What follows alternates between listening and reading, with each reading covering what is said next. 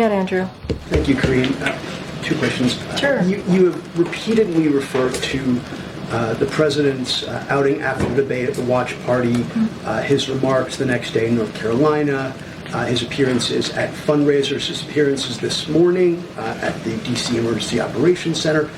All of those appearances were scripted events where he spoke Not all. from a most spoke from I a know, teleprompter. but you said all, but not all. Okay, well, Let's just if you're be- correcting me, let's they're most. They're scripted, spoken from a teleprompter.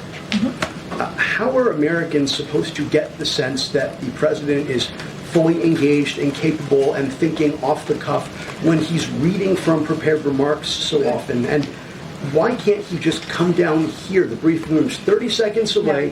Why can't he come down here and assure us and the American people that he's okay? And I have a follow-up. Okay.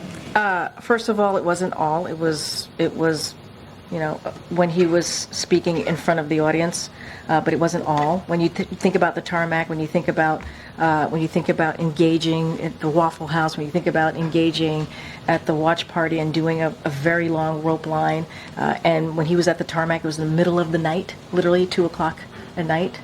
We all wanted to go to bed, but the president was certainly very focused and zeroed in on the American people who were out there, cheering him on and wanting to see him and take selfies and get a hug from this president. That's what you saw.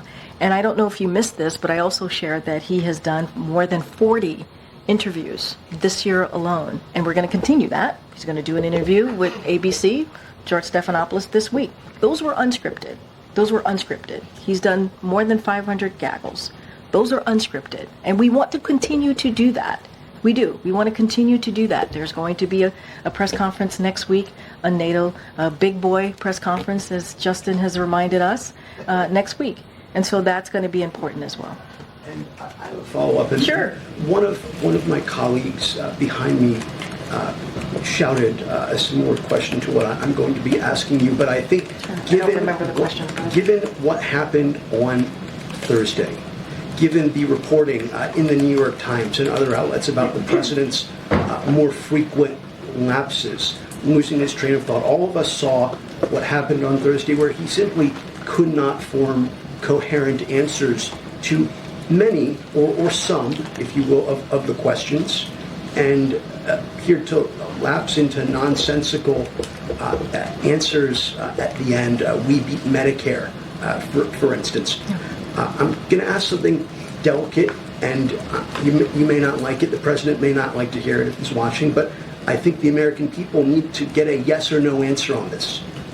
Does President Biden, at 81 years old, have Alzheimer's, any form of dementia, or degenerative illness that cause these sorts of lapses? And it's a yes or no question. And if you don't know, why don't you, as one of his senior staff members, know?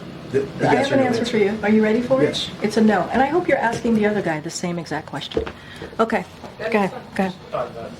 The statement that Congressman Duggan put out